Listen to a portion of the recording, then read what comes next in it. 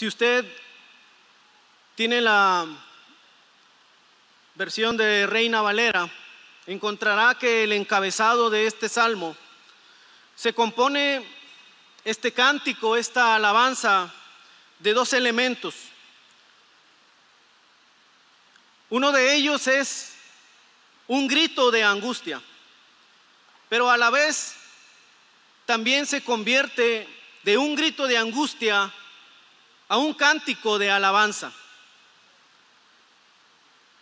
La información como un contexto general de este salmo es que nos habla este Salmo 22 acerca de la venida del Mesías.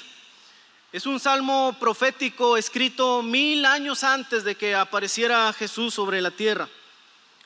Algunos eruditos e historiadores de la Escritura señalan que muchas expresiones de este salmo no son aplicables a la vida del rey David ni a ningún otro evento fuera de la crucifixión de Jesús. Sin duda alguna, la inspiración que produce el Espíritu Santo en el escritor, pudiéramos nosotros pensar que el salmista estaba experimentando, estaba viviendo la crucifixión de nuestro Señor Jesús. Pero quiero dar una explicación de acuerdo a la Real Academia Española acerca de la palabra angustia. Y mire, note bien que para definir esta palabra de angustia no le bastaron 1 o 2 puntos, sino que tuvo que enlistar alrededor de 7 puntos para definir la palabra angustia. Y yo pues me aboqué a hablar solamente de 5 de ellos. Mire, habla como primer elemento, como definiendo la angustia, que es aquella aflicción, aquella congoja y ansiedad. También lo define como un temor opresivo sin causa precisa. La angustia también se define como un aprieto, una situación apurada, una sofocación, una sensación de opresión en la región torácica o abdominal. Y lo define por último también la palabra angustia como un dolor o como un sufrimiento. Uno de los pasajes que constantemente recito y que he memorizado y que bendice mi vida es aquel que encontramos en el libro del profeta Nahum, capítulo 1, verso 7. Quizá usted también se lo sepa de memoria. Y dice: Jehová es un Dios bueno, fortaleza en el día de la angustia, y conoce a los que en él confían. Está encerrando todo un panorama de la historia de la humanidad. La Biblia me habla de un hombre llamado Salomón, uno de los hombres más sabios después de Jesús que pisó esta tierra. Es el rey Salomón, que escribió muchos libros, pero uno de ellos lo encontramos en la escritura, que es Eclesiastés. El propósito del libro es enseñar. Mire bien, el propósito para que el rey escribiera el libro de Eclesiastés es para enseñarle al pueblo que la vida no tiene sentido sin Dios. Trata así a grandes rasgos acerca de la búsqueda del hombre para ser feliz. Habla del vacío que hay en la humanidad, de la injusticia, del afán y las preocupaciones que se producen en el trabajo y también el no tener trabajo. La complejidad de la sabiduría humana, esas ideas que se contraponen, y de ahí vienen aquello que se interpreta como las guerras. En el capítulo 1 del libro de Eclesiastés se enfoca a hablar que nada tiene sentido y hace una pregunta: ¿qué se obtiene con tanto trabajo debajo del sol? Generación va, generación viene, pero nada cambia, todo es tan tedioso, todo es tan difícil de describir, dice el rey Salomón. no importa cuánto veamos, no quedamos satisfechos. No importa cuánto escuchemos y oigamos, nada nos tiene contentos. Luego en el capítulo 2 de este libro de Eclesiastés, él tiene una plática interna y se dice: me dije a mí mismo, vamos, probemos los placeres, busquemos las cosas buenas de la vida, pero descubrí que eso también carece de sentido. Y así vemos en cada uno del capítulo de Eclesiastés enseñanza de los diferentes estados de emoción y de ánimo que hay en la vida del hombre. El sentido de la vida no se encuentra en el trabajo. Pudiera dar muchos ejemplos. Tampoco se encuentra en la sabiduría o en la inteligencia que este mundo ofrece. Hoy siguen muchos buscando sentido a la vida en los placeres. Solo basta que se dé una vuelta por el centro de la ciudad y encontrará a muchos que abundan buscando sentido a la vida en los placeres, y ahí tampoco se encuentra. Otros muchos, al no encontrar sentido a la vida, piensan en la muerte, ignorando que se cierran los ojos en esta vida para abrirlos delante del Creador. Es así como termina este libro de Eclesiastés en el capítulo 12. El fin de todo el discurso es este: teme a Dios y guarda sus mandamientos, porque esto es el todo del hombre. Porque Dios traerá toda obra a juicio juntamente con toda obra encubierta, sea buena o sea mala.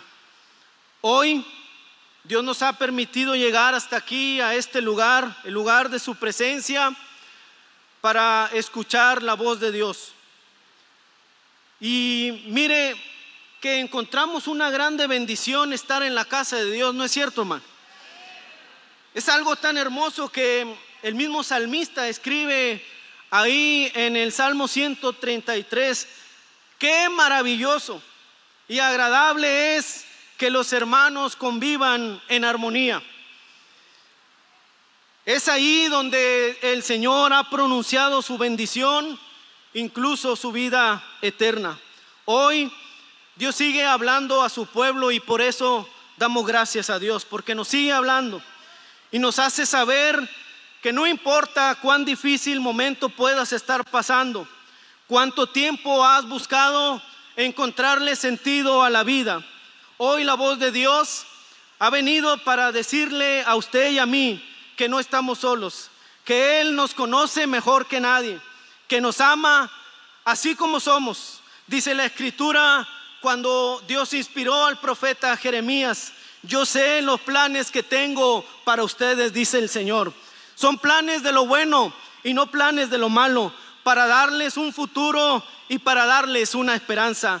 Quizá nos consideremos buenos, quizá alguien nos hará considerarse malo o bueno también, pero aquí lo más importante es que Dios nos considera como personas que necesitamos del amor de Dios. Dice la Escritura ahí en la carta que escribe Pablo a Timoteo: porque esto es bueno y agradable delante de Dios nuestro Salvador, el cual quiere que todos los hombres sean salvos y vengan al conocimiento de la verdad. Ese amor de Dios es el que te llenará, quitará todo vacío, todo pesar, toda duda, para llenarte de su paz y de su seguridad. Dice Job, cuando estaba en la aflicción y luego de recuperar todas las bendiciones, le habla al pueblo y le dice: amístate ahora con tu Dios y por ello te vendrá bien y tendrás paz en todo lo que hagas. El grito de angustia que expresa el salmista David en este Salmo 22 es un grito de desespero. Muchos de nosotros a lo largo de nuestra vida hemos enfrentado algún proceso difícil, adverso. Mencionaba nuestra hermana de la alabanza: no sé qué hubiese hecho si al momento de enfrentar esa crisis, ese dolor, esa adversidad, yo no hubiera tenido a mi Dios. Porque en el momento de la dificultad, Usted y yo sabemos que la respuesta está en dónde, hermano. Está en los cielos, ahí en donde habita nuestro Dios. Pero aquí, en este salmo específicamente, vemos al salmista David con un quebranto, con una angustia que invade su ser interno, su alma en quebranto. Y él no sabe qué hacer. Se siente triste, se siente que Dios no está con él, siente que Dios lo ha abandonado. Mire, los tiempos difíciles y las tragedias repentinas en la vida del hombre están escritas en la palabra del Señor. La gente no puede predecir cuándo vendrán los tiempos difíciles. Como peces en la red y como pájaros en la trampa, la gente queda atrapada por las tragedias repentinas. ¿Qué vamos a hacer cuando en nuestra vida llegamos a un suceso tal que encontramos dificultad adelante? Cuando el rey David sufrió la deslealtad de su hijo Absalón y la persecución de una parte del pueblo a la cual él dirigía, muchos de los cuales él dirigía ahora se convertían en sus enemigos y estaban buscándolo para destruirlo. Ahora él huye y se esconde por temor a morir, y en medio de su pesar exclama en el Salmo 142: cuando mi espíritu se angustiaba dentro de mí. Él sabe una respuesta poderosa. Cuando mi espíritu se angustiaba dentro de mí, Señor, tú conociste mi senda. Saca mi alma de la cárcel para que alabe tu nombre. Saca mi alma de esta prisión para que yo pueda levantar mi voz, para que yo pueda ensalzarte y glorificarte. Saca mi alma de la cárcel para que yo pueda alabarte.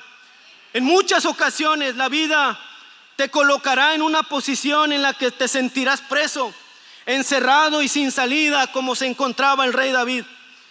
Este hombre experimentó en muchas ocasiones etapas de dificultad. Mire, por mencionar algunas etapas difíciles que vivió el salmista: problemas con sus hijos, mire, graves, muy graves; problemas de ética; problemas con la justicia; problemas de persecución; problemas que el mismo hombre por su pecado produce. Dice la epístola del apóstol Santiago: la tentación viene de nuestros propios deseos, los cuales nos seducen y nos arrastran. De esos deseos nacen los actos pecaminosos, y el pecado, cuando se deja crecer, da a luz la muerte.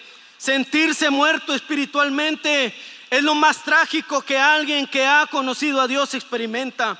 El pecado avergüenza, el pecado consume, carcome los huesos. Por eso, cuando Adán pecó, se escondió de Dios. El pecado siempre te alejará de la presencia de Dios. Cuando David se equivocó y pecó contra Dios, también tuvo un acto de reconocimiento. Se encontraba en medio del pecado, se encontraba lleno de pecado, en la oscuridad más profunda, pero en medio de ese momento también tuvo un acto que hay que reconocer. Él tuvo el acto de arrepentirse y pedirle perdón a Dios. Y ahí en el Salmo 51 usted puede leer cómo David expresa lo que hay en el interior del alma, y se lo leo. Salmo 51: ten piedad de mí, oh Dios, conforme a tu misericordia, conforme a la multitud de tus piedades, borra mis rebeliones, lávame más y más de mi maldad, límpiame de mi pecado, porque yo reconozco mis rebeliones y mi pecado está siempre delante de mí. Contra ti, Señor, contra ti solo he pecado y he hecho lo malo delante de tus ojos. Hazme oír nuevamente el gozo y la alegría. Cuando yo pueda escucharte nuevamente, Señor, se recrearán mis huesos que están abatidos. Esconde tu rostro de mis pecados, borra todas mis maldades. Y le dice al Señor: crea en mí, oh Dios, un corazón limpio, y renueva un espíritu recto dentro de mí. No me eches de delante de ti, y no quites de mí tu Santo Espíritu. Vuélveme el gozo de la salvación, porque cuando hemos conocido a Dios y por alguna circunstancia de la vida llega el momento en que nos desviamos, hasta ahí, en ese momento viene la presencia sublime, esa presencia poderosa que damos gracias a Dios por el Espíritu Santo, porque si no fuera por el Espíritu Santo que me ama así como soy, con pecado, con errores, con maldad, yo no estuviera vivo. Pero gracias damos al Dios creador que envió el Espíritu Santo para volvernos nuevamente al camino de la salvación.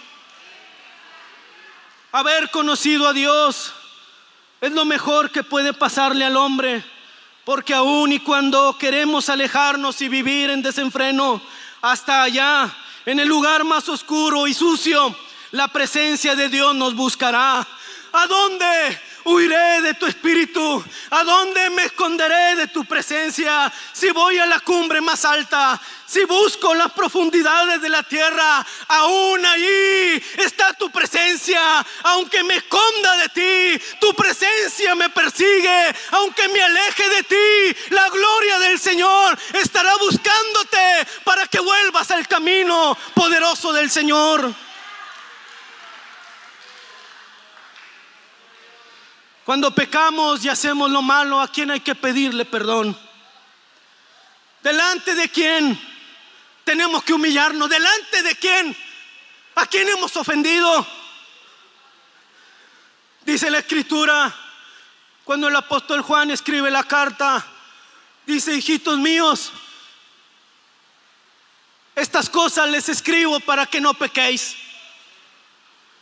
Pero si alguno hubiere pecado, sepa algo: si alguno hubiere pecado, abogado tenemos para con el Padre, a Jesucristo el justo. Porque hay un solo Dios y un solo mediador entre Dios y los hombres, Jesucristo hombre, el cual se dio a sí mismo en rescate por todos. Los sufrimientos son partes del proceso de toda persona.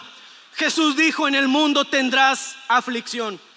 Muchas son las aflicciones del justo, pero de todas ellas te librará Jehová. Es necesario que a través de muchas tribulaciones, hay una necesidad. Es necesario que a través de muchas tribulaciones entremos al reino de los cielos. Afanes, preocupaciones, temores, enfermedades, días difíciles, procesos que serán una agonía para el alma. Lea a los héroes de la fe de Hebreos 11. Yo le aseguro que ninguno deseó vivir la tragedia o la dificultad.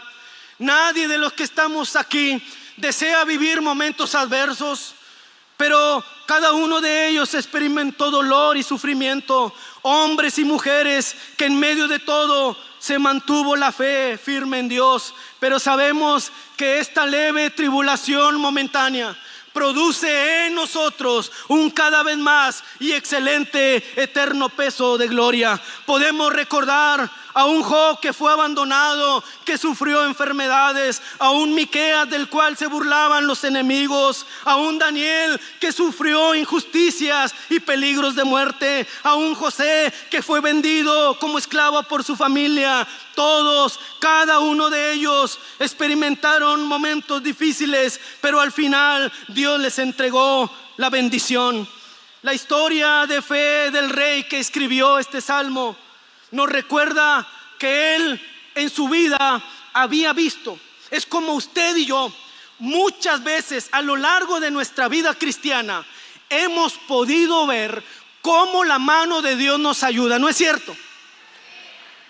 Cuando viene el momento crudo, ahí aparece la mano de Dios y nos ayuda. Bueno, el salmista, él había podido ver cómo Dios lo usó para derrotar a un gigante. Siendo un muchacho, él había visto cómo Dios lo usó. Él había visto cómo cuando él tocaba el arpa y comenzaba a entonar una alabanza, los demonios tenían que huir, porque la unción que estaba en la vida del rey David era una unción poderosa. Los demonios tenían que huir. Es decir, David sabía quién era su Dios. Él conocía quién era su Dios. Él sabía del poder de su Dios. Pero hoy, en este momento, se encuentra en una situación de quebranto. ¿Qué es lo que hoy aflige tu vida? ¿Sabes quién es tu Dios? Yo personalmente he platicado con grandes hombres y mujeres de fe que en el momento de la dificultad me han hecho la pregunta: ¿y ahora que estoy experimentando esto, qué voy a hacer? David gritaba: Dios mío, Dios mío, ¿por qué me has abandonado? Clamo a ti y no responde Dios. Cada noche oyes mi oración en una voz compungida y de quebranto, pero no encuentro alivio, no tengo paz, no tengo tranquilidad. Dios mío, ¿por qué me abandonas? Es un grito de angustia, un grito de dolor, un grito de desesperación. ¿Cuántos de nosotros, aún sabiendo del poder de nuestro Dios, nos hemos encontrado en la situación de un grito de desesperación, de un grito de angustia, porque no sabemos qué hacer ante la circunstancia que está frente a nosotros? Muchos de nosotros hemos sido un David, diciéndole al Señor: Dios mío, ¿por qué me abandonas? Oro cada día y no me respondes. Muchos en alguna ocasión le hemos dicho al Señor: ¿por qué no estás aquí cuando yo clamo por tu ayuda? Dios mío, Dios mío. Es una expresión que habla de una pertenencia, de una relación. Dios mío es Dios de muchos, pero también es Dios mío. Es mi Dios. Es mi Dios que se preocupa por mí. Por eso vengo a ti, Dios. Dios mío. Importante es saber que en medio del dolor tenemos un Dios que es nuestro Padre y que no sabemos sus hijos. Hasta aquí, en la estrofa de este canto, porque el salmo es un himno, hasta aquí, en este versículo de la lectura, encontramos y vemos la humanidad de un hombre en clamor de desespero y angustia. Hasta aquí la queja que humanamente florece de un hombre y una mujer en problemas. Ahora emerge lo espiritual y las cosas comienzan a cambiar. Cuando lo espiritual sube, las cosas comienzan a tener un tono diferente. Un canto que cambia, ya no es un grito de angustia. Ahora que ha venido el Espíritu Santo, ahora hay un canto de alabanza. Muchos de nosotros hemos llegado a Dios en oración, manifestando nuestra angustia, pero en un momento algo sucede, algo comienza a cambiar. Es ahí cuando se produce una operación en el interior de la persona. Algo pasa, no se lo puedo explicar. Las grandezas del Señor son inescrutables. Yo no sé qué pasa, pero llego a Dios en oración. con mi problema, con mi angustia. Y ahí algo comienza a cambiar y mi angustia se torna diferente. El Espíritu Santo viene y comienza a hacer una operación interna en el alma. Y lo que era angustia ahora se convierte en alabanza, porque dice Romanos que el Espíritu Santo da testimonio a nuestro espíritu. Es decir, el Espíritu Santo nos hace entender a nuestro espíritu de que somos hijos de Dios. Y cuando nos sabemos hijos de Dios, sabemos que no importa que venga nuestra vida, sabemos que uno más fuerte está de nuestro lado. Sabemos que uno más fuerte que nuestros problemas está para ayudarnos. Y ahí emerge lo espiritual y nuestra humanidad se queda atrás. Y ahora ya no hay angustia, ahora solamente hay un canto de alabanza. Alabado sea tu nombre, glorificado sea tu nombre.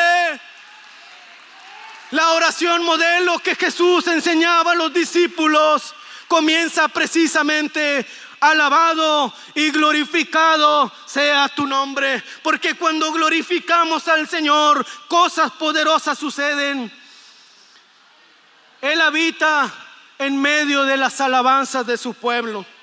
Cuando usted y yo alabamos, el que está enfermo por el poder de Dios comienza a recibir sanidad. Cuando usted y yo en la congregación de los justos comenzamos a alabar al Señor, no importando qué problema tengamos, sabemos que en medio de la alabanza la respuesta a nuestra necesidad vendrá para beneficio de su pueblo. La gloria de Dios nos abraza y no hay otra cosa en el corazón sino alabanza y adoración. El apóstol Santiago escribe: ¿está alguno triste? ¿Sí se lo sabe? Haga oración. ¿Está alguno alegre? Mire, ¿está alguno triste así como David? Haga oración. Cuando esté en oración se va a poner alegre, hermano. Mire, iniciamos tristes, ¿verdad? En ocasiones nos agarra la tristeza y llegamos a Dios en oración, y en oración Dios cambia nuestro lamento en gozo. Y ahora ya estamos alegres. Y si estamos alegres, pues cante alabanzas, alabe al Señor, glorifique al Señor, porque la grandeza del Señor es sobre todos nosotros. El himnólogo número 163 de nuestros himnarios de gloria, él dice: en horas de angustia conmigo Él está, y puedo escuchar su dulcísima voz que me habla, y su paz inefable me da, la paz infinita de Dios. Con una convicción profunda, el salmista sigue cantando: tú habitas entre las alabanzas de tu pueblo. Pero mire, cierro con esto. No sé si estoy terminando temprano, pero bueno, deme 5 minutos. El rey David continúa cantando: en ti esperaron nuestros padres, esperaron y tú los libraste. Clamaron a ti y fueron librados, confiaron en ti y no fueron avergonzados. Muy seguramente David, en su etapa de infancia, pudo ver a su padre Isaí. Cuando venía el problema, ver a su padre Isaí doblar sus rodillas y clamar a su Dios para solución de sus problemas. Luego, más adelante, David se convierte en padre. Y su hijo, el rey Salomón, escribe en los Proverbios en el capítulo 4, dice: yo soy un rey y establezco leyes sobre este pueblo, pero yo también, aparte de rey, fui hijo de mi padre, y él me enseñaba y me decía. Qué importante es que usted enseñe, qué importante es que usted diga las grandes maravillas y milagros que el alto Dios ha hecho con ustedes. A veces mis hijas me dicen: oye papá, cuando predicas vas a volver a hablar de nosotras, porque pues ellas saben que son un milagro del Señor. son una oración y una petición al Creador, y Dios obró a nuestro favor. Entonces usted dígale a los suyos, cuénteles cómo Dios le dio el trabajo cuando no lo tenía, cómo Dios resolvió la situación, quitó la enfermedad. Cuénteles, dígales lo que Dios ha hecho con usted, porque el día de mañana, hermano, ellos también van a enfrentarse a un proceso de adversidad, y tenemos todos que estar preparados para hacer frente en el momento de la dificultad. Esperaron en ti y tú los libraste. Clamaron a ti, Dios, y fueron librados. Confiaron en ti y no fueron avergonzados. Esperar, clamar y confiar son elementos necesarios para ver la victoria en nuestras vidas. Espere, hermano. Siente que no puede, espere en Dios. Siente que se ahoga. Mire, no solamente este canto es un grito de angustia del salmista, también en el Salmo 164, pero quiero llegar al Salmo 20, que evoca precisamente la victoria del creyente. Salmo 20: Jehová te oiga en el día del conflicto. El nombre del Dios de Jacob te defienda. Te envía ayuda desde su santuario y desde Sión te sostenga. Haga memoria de tus ofrendas y acepte tu holocausto. Te dé conforme al deseo de tu corazón y cumpla todo tu consejo. Nosotros nos alegraremos en tu salvación y alzaremos pendón en nombre de nuestro Dios. Conceda a Jehová todas tus peticiones. Ahora conozco que Jehová salva a su ungido. Lo oirá desde los santos cielos, con la potencia salvadora de su diestra. El mundo, estos confían en carros, otros confían en caballos, confían en la sabiduría, en la inteligencia, en el conocimiento, en el trabajo, en la profesión, en el éxito, confían en muchas cosas. Mas nosotros, en el nombre de nuestro Dios, tenemos memoria. Nosotros no sabemos quién nos puede ayudar sino solamente Dios. ¿A quién tengo yo en los cielos sino a ti? Hoy el Señor está aquí para que podamos llegar a su altar y podamos decirle: Señor, prepárame para que cuando se presente la dificultad, como dice la Escritura, tomemos toda la armadura de Dios para que podamos resistir en el día malo, y habiendo acabado todo, estar firmes. Que no importa que pueda venir a su vida, hermano, hay una garantía de parte de Dios. Dios ya nos dio la victoria, y esta es la victoria que ha vencido al mundo: nuestra fe. Porque la fe es el único elemento que cambia las circunstancias. Sin fe es imposible agradar a Dios. Pero cuando nosotros tenemos fe, en Dios haremos proezas. Cuando nosotros tenemos fe, las cosas difíciles son tornadas en algo que beneficia nuestra vida.